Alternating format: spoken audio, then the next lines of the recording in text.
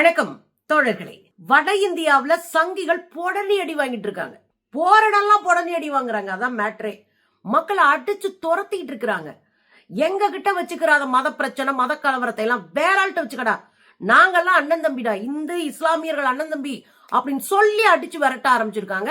நேற்று ஐடி கார்டை காட்டுறா, நீ வந்து கடை அடைக்க சொல்றல, நீ யாரு, உன் ஐடி கார்டை காடு, ஜெய் ஸ்ரீராம் சொல்ற, நான் ஏன்டா சொல்லணும். இப்படி பல சம்பவங்கள் நடந்து போச்சுங்க. என்ன நடக்குது இந்தியால? தோழர்களே, உங்களுக்கு நல்லா தெரியும், வட இந்தியா முழுவதும் ஒரு கலவர காடாக இந்த சங்கிகள் மாற்றி வைத்திருக்கிறாங்க.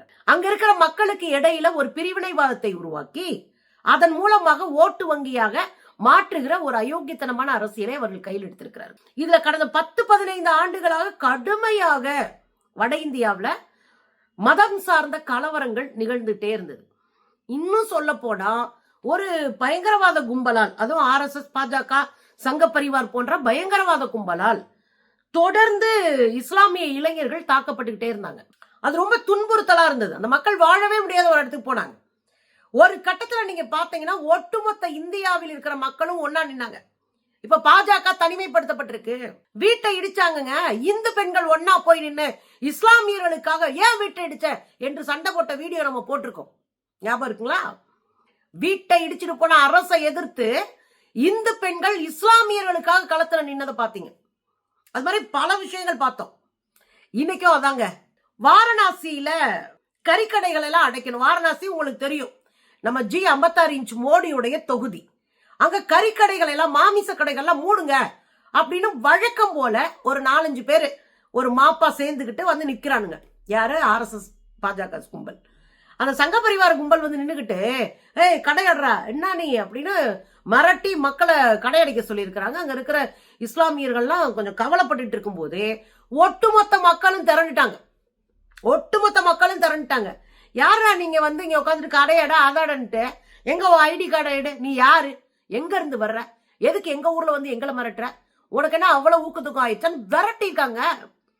நம்ம சூர்யா பாடுவார்ல, விரட்டி விரட்டி வெளுக்க தோணுது, அதைத்தான் பண்ணிருக்காங்க மக்கள். பாருங்களேன்.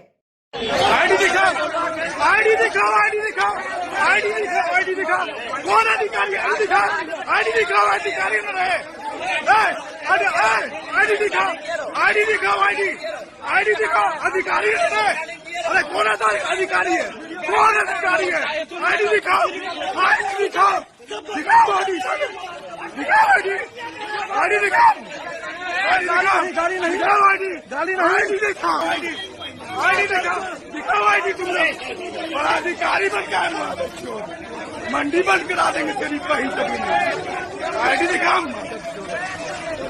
मार पराठी कभी यही सुना देंगे, मालूम आईडी दिखाओ आईडी दिखा तुम लोग साले, भले तुम है लाइसेंस है 7 साल की मंडी है. பாத்தீங்கல்ல, இனிமேலு பாஜக கும்பலுக்கு இதுதான் இந்தியாவுல ட்ரீட்மெண்டே. இப்படித்தான் உங்களை எதிர்கொள்வோம் மக்கள். இது பரவாயில்லைங்க. இன்னொருத்தர் ஸ்டாண்டப் காமெடி சொல்லுவாங்க. மக்கள்லாம் கீழே உட்காந்து டிக்கெட் வாங்கிட்டு போய் உட்காந்து சந்தோஷமா பார்த்து சிரிச்சுட்டு வருவாங்க. அந்த ஸ்டாண்டப் காமெடியன் மேல நிக்கிறாரு. பார்த்தோடனே கீழே இருந்து ஒருத்தவர் ஜெய் ஸ்ரீராம்ன்றாரு. இவங்க எங்க போனாலும் இப்படிதான் இருப்பாங்க. இவ்வளவு தக்குரி கும்பல் இருக்கானுங்களே தமிழ்நாட்டுல, எங்க போனாலும் டிவி கேன்வானுங்களா, அது மாதிரி எங்க போனாலும் ஜெய் ஸ்ரீராம்.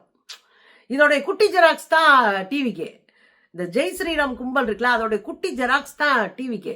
எங்க போனாலும் கொடியை காட்டுறது, எங்க போனாலும் டிவிக்கே. டே, கொள்கையை காட்டுங்கடா. கொடியினால ஒண்ணும் பண்ண முடியாது. கொள்கை தான் உங்களை லாங் டர்மா இழுத்துட்டு போன்னு சொல்லிட்டோம். அவங்களுக்கு மண்டையில ஏறல, சரி விடுங்க, அது அவங்க பிரச்சனை. இங்க பாத்தீங்கன்னா ஸ்டாண்டப் காமெடியில பார்த்து ஜெய் ஸ்ரீராம் ஒண்ணு அவரு அல்லாஹு அக்பர் அப்படின்ட்டாரு. உடனே கதற ஆரம்பிச்சோன்னா, அல்லாஹ் அக்பர் எல்லாம் சொல்றீங்க அப்படின்னு. யோ, எங்க இது வந்து பெங்காலு, இது வங்கம். இங்க வந்து உட்காந்துக்கிட்டு ஜெய் ஸ்ரீராம்லாம் சொல்லாத, மேற்கு வங்கம் போல இருக்கு அந்த ஏரியா. இங்க என்ன சொல்லணுமோ அதை சொல்றா லூசு பைல அப்படின்னு இருக்காரு போல இருக்கு. நொந்து நூடுல்ஸ் ஆயிட்டான் பாருங்களேன். जय श्री राम. अस्सलाम वालेकुम. ये इंडिया, यहाँ जय श्री राम बोलना होगा. ये बंगाल है, यहाँ जो मन में आए वो बोलो. எனக்கு இன்னொரு காணொளி இவங்க எடுத்து, வட இந்தியா இளைஞர்கள் அதை எடுத்து வெளியிட்டிருக்கிறாங்க.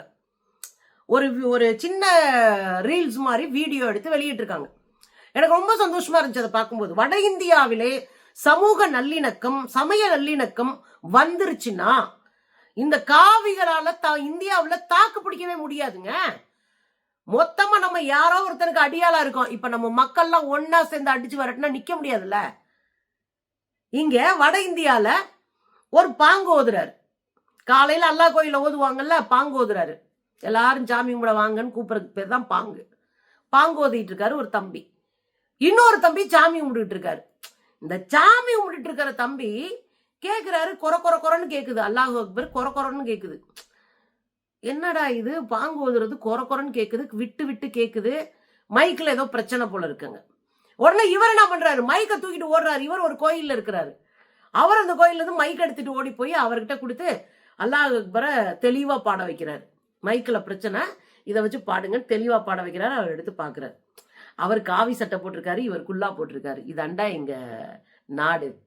அந்த காலத்திலே ஒரு 10-15 ஆண்டுகளுக்கு முன்பே தமிழ்நாடு முற்போக்கு எழுத்தாளர் கலைஞர்கள் சங்கத்துல ஒரு பாட்டு இருக்கு.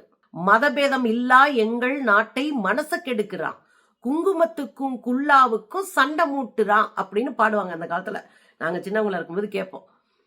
அந்த பாட்டோடைய சீனாய நான் இதை பார்த்தேன். எனக்கு ரொம்ப சந்தோஷங்க. வட இந்தியாவில இந்துக்களும் இஸ்லாமியர்களும் ஒற்றுமையா நின்னா சங்கி பையன் எதுவுமே செய்ய முடியாது. பாருங்களேன்.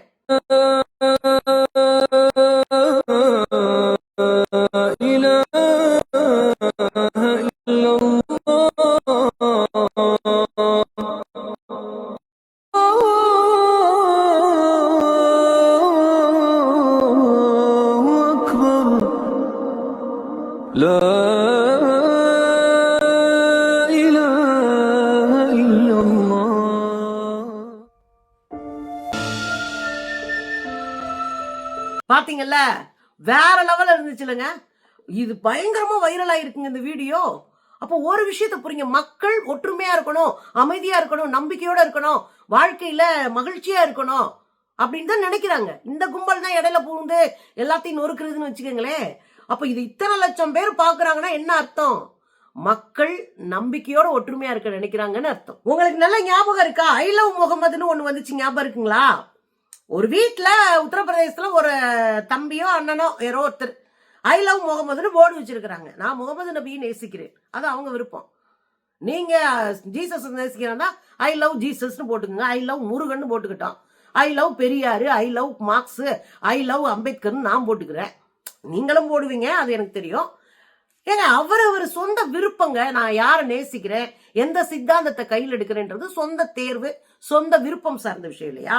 இதுக்குள்ள வந்து மண்டையிடுறோம். இதை போட்டு அடிச்சு உடைச்சு அந்த போர்டை இது பண்ணி தெருவா பெரிய பிரச்சனையாகி கோர்ட்டு கேஸ் ஆகி பெரிய பிரச்சனையாகி போச்சு. இந்த ஐ லவ் முகமது அவர் பாட்டு வீட்டுல எழுதி வச்சிருந்தாரு, அதை உடைச்சு இந்தியா முழுதும் பிரச்சனையாக்கி விட்டாங்க சங்கி பயல்கள். கடைசியில என்னாச்சு, போற வார இந்துக்கள் எல்லாம் ஐ லவ் முகமது சொன்னார்கள். இது தேவையா உங்களுக்கு? ஏங்க ஆட்டோல பார்த்தா ஐ லவ் முகமதுன்னு இருக்கும். ஒரு பொண்ணு, இந்து பொண்ணு, நல்லா பொட்டு வச்சு இவ்வளவு பூ பொட்டுமா போயிட்டு இருக்கு. அந்த பொண்ணு சொல்லுது ஐ லவ் முகமதுன்ட்டு போகுது. பாக்குற இடம் நிக்கிற இடம்னா ஐ லவ் முகமது. அதுல சாமியார்கள் அதை ஃபுல்லா தொகுத்து ஒரு வீடியோ இன்னைக்கு வைரல் ஆயிருக்கு.